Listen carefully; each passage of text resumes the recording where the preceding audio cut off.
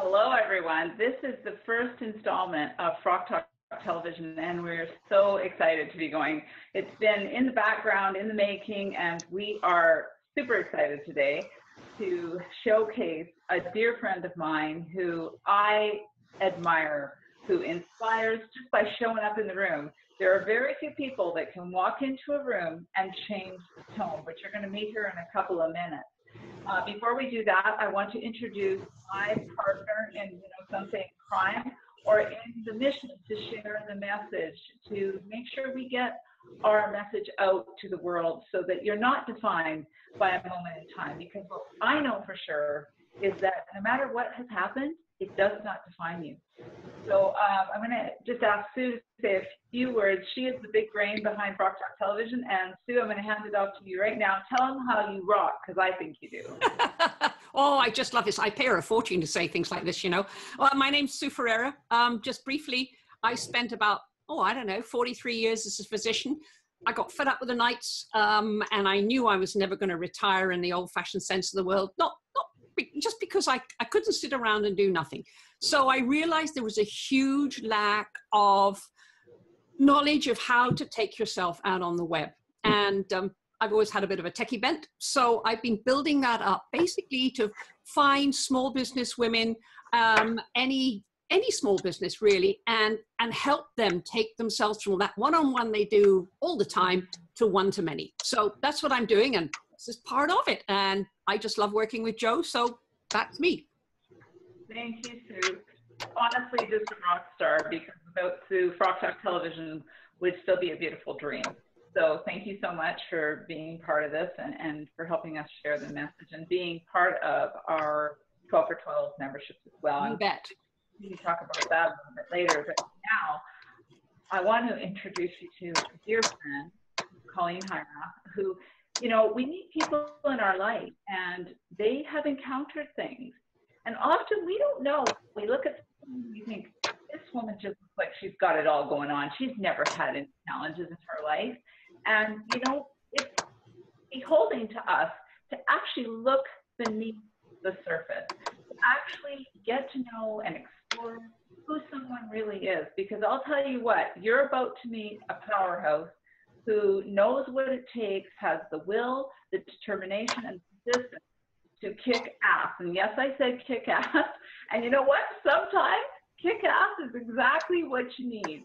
So I'm going to just ask Colleen to share a little bit about her story before I start, interrogating her, so to speak, because I want you to hear a little bit from her first. So Colleen, please come on, and thank you so much for joining us today.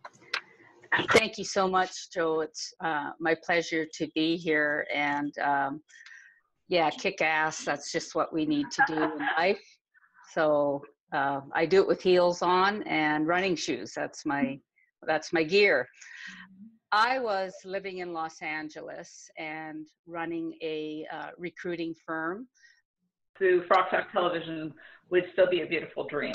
So thank you so much for being part of this and for helping us share the message and being part of our 12 for 12 memberships as well. You bet. We can talk about that a little bit later, but now I want to introduce you to a dear friend, Colleen Hierath, who, we meet people in our life and they have encountered things. And often we don't know. We look at someone and we think, this woman just looks like she's got it all going on. She's never had any challenges in her life. And, it's beholding to us to actually look beneath the surface, to actually get to know and explore who someone really is. Because I'll tell you what, you're about to meet a powerhouse who knows what it takes, has the will, the determination, and persistence to kick ass. And yes, I said kick ass. And you know what? Sometimes kick ass is exactly what you need. So I'm going to just ask Colleen to share a little bit about her story before I start, interrogating her, so to speak, because I want you to hear a little bit from her first. So Colleen, please come on, and thank you so much for joining us today. Thank you so much, Joe. It's my pleasure to be here. And yeah, kick ass, that's just what we need to do in life. So I do it with heels on and running shoes. That's my gear. I was living in Los Angeles and running a recruiting firm, living out my dream. I had grown up as a farm girl and I chased my dreams all the way to Los Angeles, had a fantastic career going and lots of things on the horizon. So this one beautiful day, it was a hot August summer day, I was driving down Sunset Boulevard. I was 2 days out of my 30th birthday. Everything seemed absolutely amazing. I had just left a real estate office, was headed down Sunset Boulevard to the Pacific Coast Highway up to Malibu to look at property to build a vacation home. And I was pregnant with my first child, which was due the next day. And this seemed like a great way to spend that last few moments, getting my mind off of everything. In a split second, I saw a car coming right at me. And in that instant, I knew everything was about to change. The next thing I remember hearing is mother dead, try to save the baby. As we rushed down the Pacific Coast Highway in that crazy beat traffic, I kept thinking, well, I'm going to die now again, too. And I thought things would be really great. We'd roll into UCLA Medical Center and everything would be okay. And within seconds of arriving there without any anesthesia, they sliced me open and ripped my baby out of me. Then shit got serious. And I woke up in the next surgery with the paddles coming down on top of me, trying to jumpstart me. And after the third surgery, I woke up in a coma. So I knew I was in a coma. I just couldn't get out of that heavy fog, that heavy veil. But I lie in there and decided that I was not going to die. And I was going to be the best at recovery anyone had ever seen. And that began the beginning of the next part of my life. That was my mission decision line. You know, the critical moment when you make a choice. And I made that choice that whole day. I'm going to live and do whatever it takes to get my life back. Wow. You know, and I've heard your story, you know, several times since you've started sharing. And what I know is every single time you talk about, you know, that moment, you know, that split second, that's when our life changes. And that could have easily defined you. You actually would have been perfectly within your right to be angry, to have stayed in the place of, you know, this happened to me, how am I going to do it? But, you know, we're going to share in a few seconds here what that looked like to you when you decided, when you talk about that was your mission decision line. We do have a choice. Would you agree that no matter what's happened, we have a choice in terms of if and when we decide to take our life back and live it? Yes, I think my life is choice. It's been 27 years now, and it's been a long, arduous process. And I wouldn't be where I was today if every day from that coma that I didn't wake up and decide that I was going to do whatever it took to get better. I had no idea what that was going to look like, how long that would take. But if I didn't choose every day to fully participate, work through the physical pain that I had, the emotional pain, my body was broken into a million pieces, but worse was the head trauma that I had. And I lost all my cognitive abilities to read, write, talk, couldn't remember how to walk, couldn't remember how to run. So what I had was, I had the experience that I had participated in living over great odds. And I really figured if I did that, then every day we're going to rally back. And I choose, and I still do. Every day I go about and do the work. It's about doing the work so that I could get to this place of a reclaimed life, a reinvented life, and recapture happiness. And tell us a little bit about that, because you do this now. This is your mission, is really to get the story out there, and not to put words into your mouth. I want you to share that, but your mission is to change, who are the people that you serve, you know, ideally? You know, if we look at ideal client, for example, who are those people that you speak to that need to hear your message? What I found when I've been out talking is it really runs the gamut of people who have stagnation, mediocrity, average, to epic things that have happened to them. And so I think my story and myself, I really represent to other people and to my audience, are the people that are ready to saddle up and let's make change and let's find out how I did it. I have a very specific way. I know clearly how I recreated my body, my brain, my life. And so I really resonate with people that want more in their life.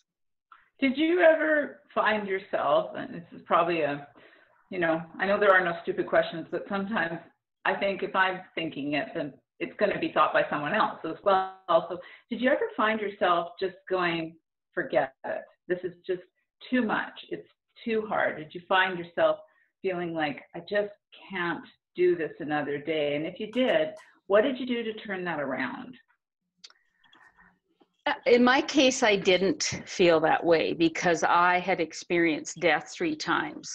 And I began my second act, so to speak, thinking bedridden was going to be a win. I was going to get out of the hospital. And then when I got to a wheelchair, I thought that was extraordinary. So every day just seemed like it was my day to make the best of it. I do understand what you're speaking about. People could have very easily continued to pat me on the back and say, good job, Colleen. This is as far as you get. If I had stopped trying, other people would have said, that's good. You went as far as you could. But that's not my nature. No. Sorry for interrupting. And do you not also think that at times the people that love us or that are surrounding us, they so want to protect us or support us that they will allow you a path, versus, you know, if you didn't have that resilience, which is really what you teach people how to dig in, dig deep, and no excuses. That's one of the key messages I've always gotten from you since I've, you know, learned your story. And it was a few years before you shared your story with me, as it was with me sharing mine with you. And Sue, I'm sure with all the things that you've done in your lifetime, a lot of what Colleen's saying is just, it's bang on. It's about attitude. And well, I don't know, would you like to add? I'm just going to jump in for a minute because I knew Colleen's story in outline. I might cry. Colleen, you have no idea what you've just done for me. I said I was a physician. I was an anesthesiologist in major trauma centers for 43 years. I've been on the receiving end of getting you when you come in. Yeah. I've been in those. I can't finish. It's so huge. And I'm in the presence of 2 amazing ladies here. I just want you to know that. And I just want you to know how much your story is affecting me right now. So I'm going over now because I can't have bawling. So back to you, Joe. Okay. And thank you, Colleen. You know what's amazing? I'm sitting here with goosebumps thinking, I am so blessed to do what I do, because this is exactly what Frock Talk is about. This is about us having a real conversation and really acknowledging, and the power and you know what's amazing, because this is our debut, our launch, is talk about the synergy of these 2 other amazing ladies in terms of what the outcome could have been, what the outlook could have been. Again, showing that it doesn't define who we are, and that we have ultimately the control to own our own outcome, our own life. And that really, you know, I know it's cliche, attitude is everything, but it truly is everything. Yeah. You know, my story has its own, you know, could I have given up? Now, there were times, you know, just to go back a little bit, there were times when I felt I had to cover up. I never gave up. And like yourself, Colleen, and that's why we're friends as well. That's why the 3 of us are friends, because it's like bulldogs in a china shop. Like, nothing is stopping us. But you know, the reality was that doesn't mean I didn't have my moments, not of giving up, but of hiding. And we talk about that. We talk about frocks, and we talk about covering up and not living our best life. And when I say we talk about that, I'm saying we identify that, and we share, what does it take to turn it around? So Colleen, for yourself, I mean, were there times when you took a back seat in your life, not in your recovery, but weren't playing or living full on? And if there were, what did you do to change that? What happened to me, because the journey was so long to recover, and also because my daughter was severely brain injured and still is today, I had a massive responsibility to fix her at the same time fixing me. I then adopted 2 more children. So I had a lot to focus on. What really ended up happening in the last year as I got closer and ready to tell my story, because my younger 2 daughters were headed off to university, and I felt like this was the time for me now to tell the story. I had raised 3 amazing children, and certainly the experience of my life and my perspective and of their sisters has made those other 2 daughters of mine extraordinary human beings. But as I was getting closer to sharing my story, which I'd always found divinely guided to do so because my life had been saved, I realized that I couldn't find my voice, literally. Like I couldn't get volume to it. I had written my book, but I couldn't speak. People around me knew my story intimately. I could share it. But I had such a weight of responsibility, and everyone patted me. So the frock that was on me was the frock also that other people put on top of me, which was, they were so proud to have me as their best surviving gladiator person there ever was. But that was out of necessity. And yes, I have tough DNA. I do. Everybody in my family is just like me. But that frock of everybody else's poster child for survival was way too much for me. And I needed to reattach myself to all elements of me, but that was difficult because out of losing my memory, I also lost my memory of my personality. And so just through some events and some things in my life, I realized almost a year ago that I wasn't meant to just be a survivor and the poster child for that, but that I was meant to be happy. And until I could embrace what happy would look like for me, and I can say I wasn't happy. I had a lot of other adjectives I could use. I wasn't happy. I wasn't happy. And until I could reattach myself to whatever that definition of happy was, I had to work at happy, just like I had to work at reading and walking again and standing up straight. I had to work at happy and build a list of happy. And so that's really that's where the huge transformation has come in the last year, is that. And it affected every part of me, from mindset to the change in my physicality, which is interesting. It's really shifted quickly back to where I was at age 27 before the car accident. And that's not a terrible thing, is it? Not a terrible thing. But it's remarkable. It's absolutely remarkable. Colleen, I mean, I know about brain plasticity. I know what our brains can be. And man, next time we meet, I'm getting a bottle of champagne for you because it's absolutely huge. I know that. I just had to put that in again. I'll go back to my little quiet hutch now. That's awesome. I love it. I love the realness and the actual, it's social proof. It's social proof. Colleen is her own Colleen is social proof. And, all of us have had trauma and trouble in our life. All of us have been through numerous things that have, you know, really could have knocked us down and kept us down.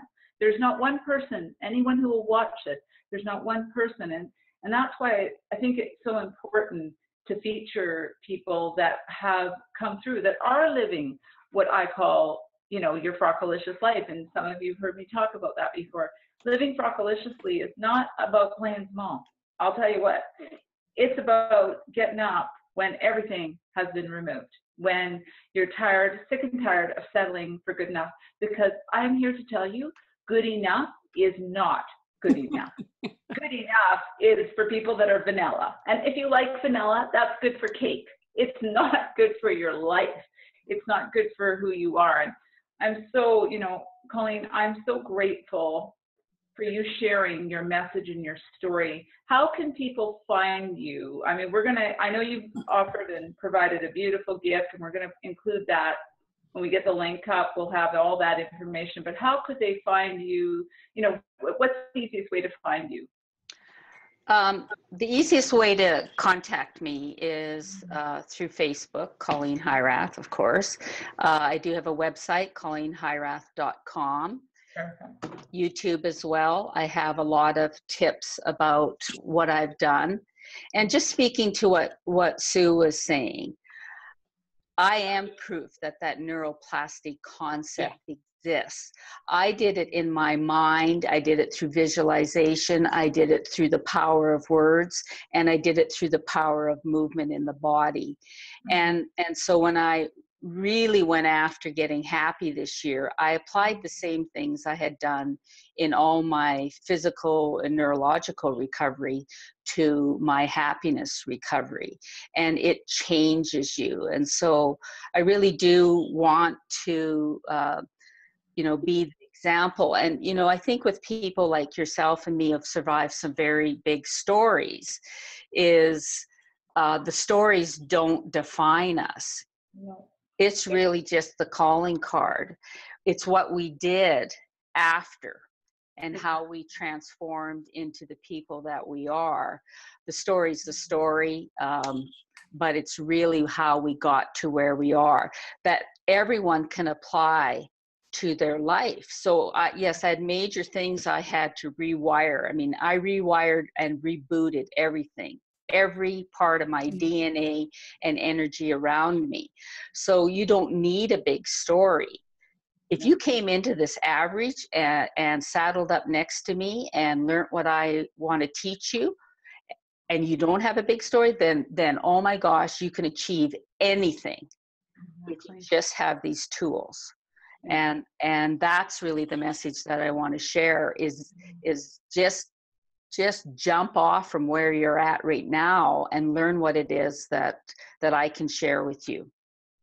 It's so, you know what, that is so beautiful, and it segues us into wrapping up. And I thank you, and I thank Sue for her big brain and making this possible, and for sharing. And it is so amazing to have the two of you on this kickoff call. And also, Colleen, I've watched you. So I've known and I've seen the transformation in you, and it is absolutely, it's mind-blowing. Never mind the story of what happened, just the transformation I've seen in the last year. The story that would happen, all that does is give us character, in my opinion. It gives us a place. And you're right, if somebody jumps in that's not having had to overcome all those things, imagine where your life can go, because you don't have some of those barriers. I will say, you know, really Frock Talk is for people that are action takers. They're people that want to get on board. They want the life they know they deserve. They know there's something. You've probably seen success in your life, but there's something missing maybe. And I will say, when you hear people like Colleen and Sue sharing their stories, that you can't help but be questioning, well, what else is there?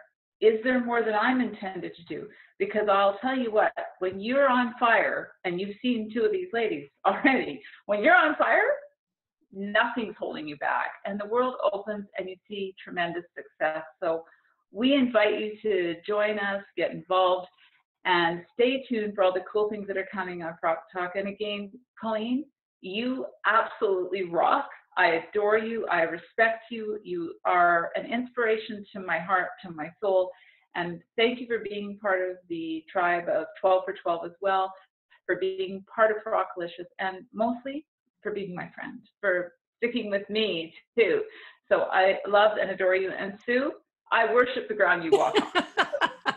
Well, you know, you have no idea what an honor it is for me to be here with you two ladies, because I haven't had a tough life, and but I know everything you say is the truth. And you know, people talk about self-limiting beliefs.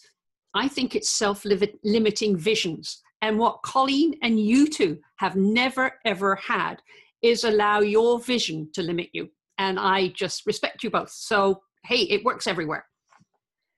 Thank you so much, Joe and Sue. I really appreciate it, and I feel really honored to be on Frock Talk TV. See you later. Have a great day. And until then, take time for you to dream and live the life you're intended to. Take care. Bye-bye.